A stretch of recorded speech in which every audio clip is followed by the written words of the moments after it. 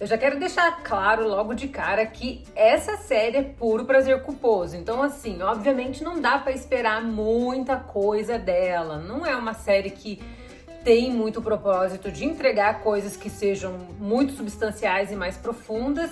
E também não é uma série memorável. É realmente uma série pra poder, sei lá, desestressar o cabeção e pra quem não tá com muito critério na hora de escolher alguma coisa boa pra assistir na Netflix. Mas dito isso, Emily in Paris tem muitos problemas, mesmo sendo um puro prazer culposo, viu? Vamos falar sobre isso agora aqui no meu canal, vem! Fala, meus queridos, aqui é a Rafa Gomes, seja muito bem-vindo ao meu canal se essa é a sua primeira vez e se for o caso, já chega aqui, já se inscreva e também bote seu sininho para funcionar para que você possa sempre ser notificado toda vez que entrar um vídeo bacana aqui, porque tem conteúdo a semana toda. E além disso, eu tô no Instagram, no @Rafa Gomes, e no TikTok também, no @Rafa Gomes C, onde eu dou sempre dicas de filmes e séries de TV, falo com vocês sobre vários assuntos relacionados à cultura pop. Então tem muita coisa boa por lá, sim. E a gente vai falar agora da segunda temporada de Emily in Paris, que não é muito boa. Não sei se dá pra dizer que é boa, gente. Quando eu assisti a primeira temporada, eu fiz um vídeo só pro meu Instagram e eu falei que eu gostei da série, disse que ela realmente é uma série que visualmente falando é muito bonita, principalmente por conta dos looks bafônicos que a gente tem ali. Mas assim, eu fiz uma certa vista grossa em relação a vários problemas que a série tem. Ela tem alguns problemas de montagem que eu já tinha falado na época, mas ela tinha muitos problemas relacionados a estereótipos e construção dos seus personagens. E eu achei que talvez isso pudesse ser resolvido agora na segunda temporada, mas eu acho que Emily in Paris criou um problema ainda maior para si mesma. E por que que eu digo isso? Para início de conversa, a gente tem um problema muito sério com os personagens dessa série. Eles são muito rasos, zero profundidade em todos eles. É impressionante como a gente tem aqui coisas que são completamente superficiais em se tratando de construção de personagem. Eu entendo que a série queira abordar um período específico da vida da Emily, obviamente, que é o presente, onde ela tá vivendo na França e tá construindo uma nova vida, mas a gente tem muitos buracos em relação à própria protagonista, porque a gente não sabe nada sobre ela. Tão pouco sabemos sobre a sua história, sabemos que ela veio de Chicago, mas assim, essa menina não tem pai, não tem mãe, ninguém se importa com o fato dela estar morando na França. Parece que uma vida inteira que ela viveu durante seus últimos 30 anos nos Estados Unidos foi completamente apagada porque não há resquício sequer disso. Realmente a gente não tem vínculo da personagem com a sua terra natal. O que é muito estranho, né? Porque a gente vê lá na primeira temporada que ela tinha um noivo. O término com esse noivo foi a coisa mais vazia e evasiva que eu já vi na televisão. Não vou nem entrar nesse mérito, mas realmente a gente não tem nenhum vínculo sendo abordado na vida da protagonista. Isso acaba dificultando muito a própria construção dela nessa segunda temporada, porque não dá pra passar pano pra coisas que ela está fazendo aqui.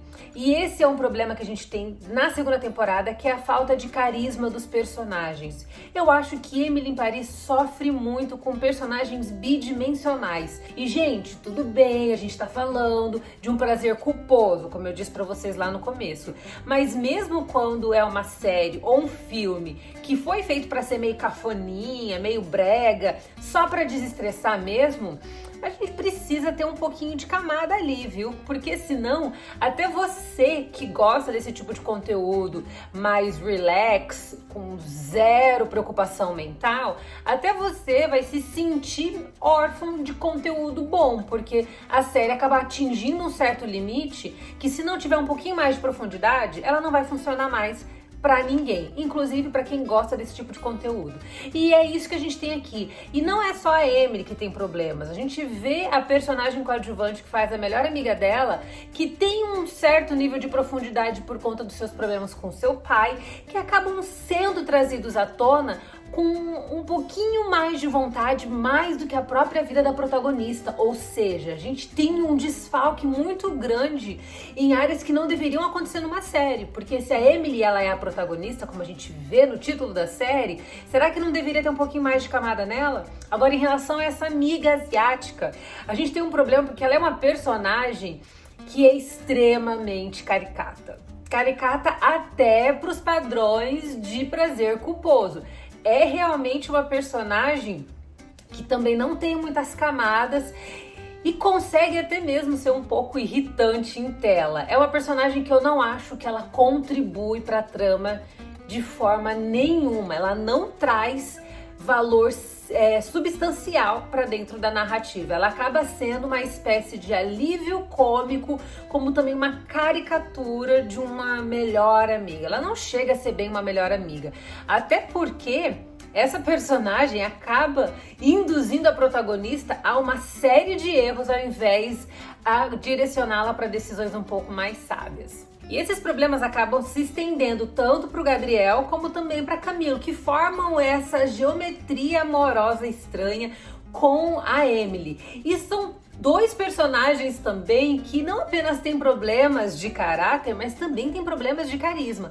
São personagens muito bonitos e a gente consegue perceber que muito do carisma deles está de fato na apresentação física deles, não está na questão da personalidade e na questão do caráter, porque enquanto a gente vê o Gabriel ali forçando a barra com a Emily o tempo todo, à medida em que ele também arrasta uma asinha para Camille, a gente vê a Camille sendo uma espécie de falciane e que também acaba conduzindo uma amizade um pouco manipuladora com a Emily. Enquanto a Emily tá aqui coberta de culpa, tentando se justificar como alguém que é de fato uma mocinha, forçando a barra metade da temporada para tentar se provar não apenas para os personagens, mas também para a própria audiência. Os outros dois colegas de trabalho da Emily também são muito problemáticos, porque enquanto a gente tem aqui o Julian, se eu não me engano, como aquele rapaz que é muito arrogante, eu acho que ele ficou um pouco caricato demais, esse personagem, mais na segunda temporada do que na primeira. A gente tem o Luke aqui como um extremo muito perigoso. Ele é um personagem que chega a ser ofensivo, tamanha a hipersexualização de tudo que ele fala e de tudo que ele faz.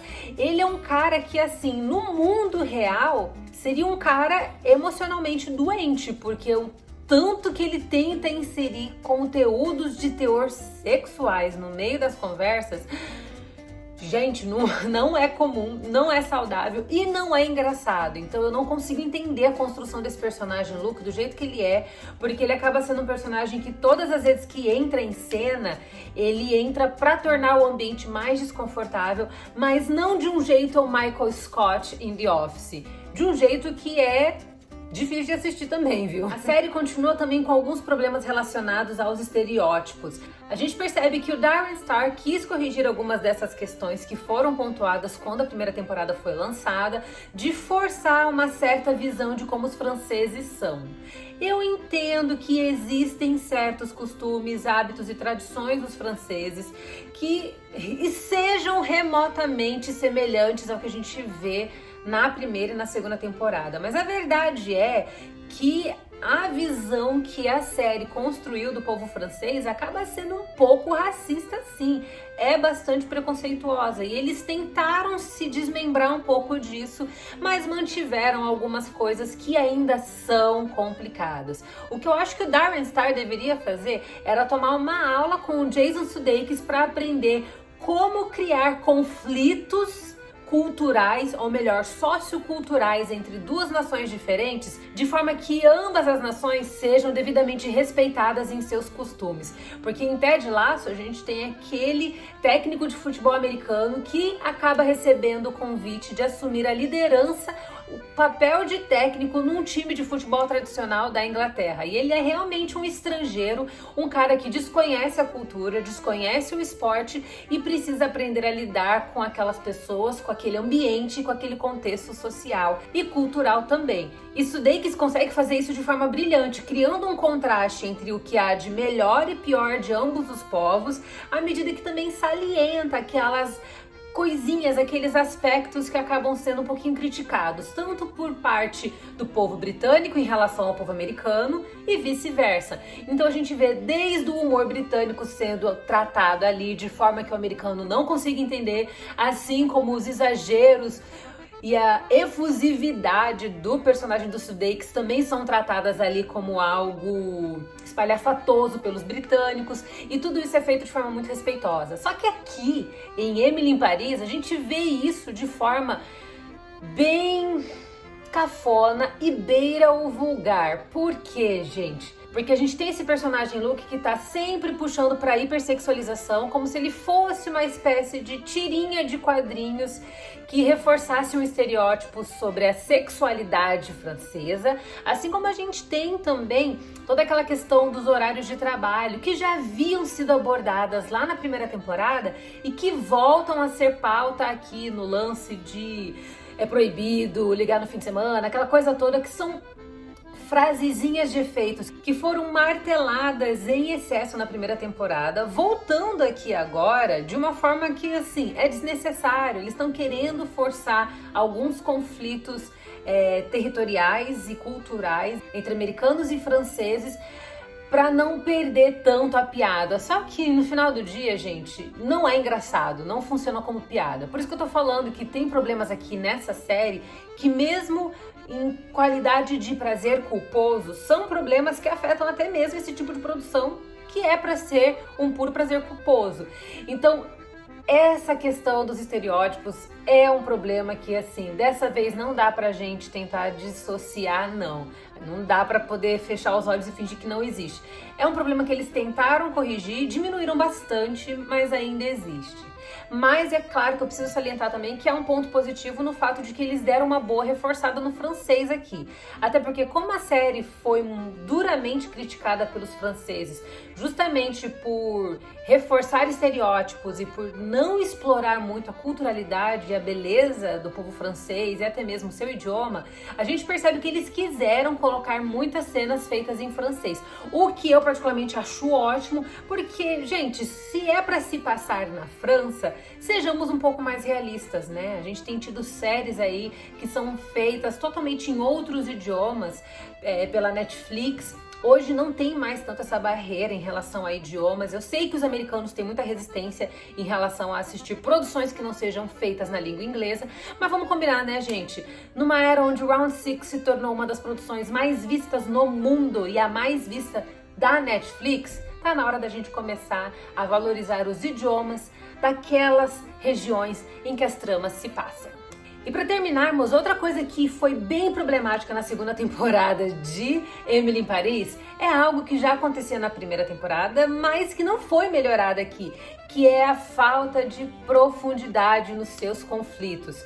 O conflito principal aqui continua sendo Camille, Gabriel e Emily. Será que ela vai ficar com ele ou a Camille que vai ficar com ele? E a série termina a sua segunda temporada exatamente do mesmo jeito que a primeira temporada acabou, com minúsculas mudanças ali. No final do dia, se trata desse trio que não é um trio amoroso, mas que é um trio super conflituoso. Ou seja, a série não evoluiu muito, porque ao invés de mostrar essa personagem mais madura e tentando crescer, ela é uma personagem que continua andando em círculos e que no final de 10 episódios de meia hora de duração, continua tomando as mesmas decisões. O final, gente, da temporada foi quase ipsis literis ao que a gente viu na temporada anterior. E isso me incomodou demais, porque Darren Star é um cara muito criativo, ele é o mesmo responsável por Younger, que é uma série feminina que eu adoro, e também é responsável por Sex and the City, que vocês sabem muito bem que é uma série icônica. E eu não consigo entender como, mesmo produzindo uma série que é prazer culposo, ele não consegue acertar o roteiro dessa série. A série, ela patina demais e a gente já consegue perceber que no fim do dia a trama vai ser só sobre essa geometria amorosa. E vai ficar nisso isso enquanto outros personagens coadjuvantes e terciários vão aparecendo para tentar engrossar o caldo da trama, mas se continuar desse jeito, não adianta você trazer novos personagens porque eles não vão agregar na trama principal, como aconteceu nesse segundo ciclo, assim como vão acabar deixando a trama ainda mais cansativa. Emily in Paris pode ser renovada para sua terceira temporada porque tem uma certa fanbase, mas eu acho que ela precisa melhorar e muito. É uma série que no fim do dia é vazia. De qualquer forma, como Prazer Culposo, funciona. Não me arrependo de ter assistido a segunda temporada, mas provavelmente não assistirei a terceira temporada. Vamos ver como isso será, quem sabe, em 2022, né? Agora eu quero que vocês me contem o que vocês acharam de Emily in Paris. Assistiu já a segunda temporada? Conta tudo o que você achou aqui. E é claro, não se esqueça de me acompanhar no Instagram, no @RafaGomes, e no TikTok, no @RafaGomesC, pra gente continuar com esse papo. Um beijo no seu coração e a gente se vê na próxima. Tchau!